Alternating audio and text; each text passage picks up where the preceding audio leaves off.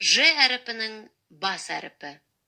Үлкен жолдың ортасынан сәл төмен қаламыңды қой. Солдан оңға қарай доға сызықты үлкен жол ортасынан айналдырып, төмен тартамызда, жазу жолының төменгі сызығына тигізе, доға сызықты сәл көтереміз.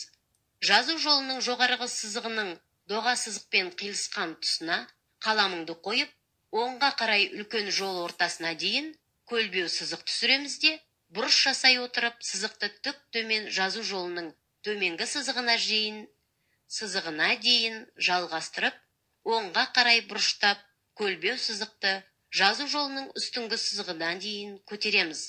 Бастапқы нүктенің тұсынан екінші доға сызықты оңнан солға қарай жүргіземіз.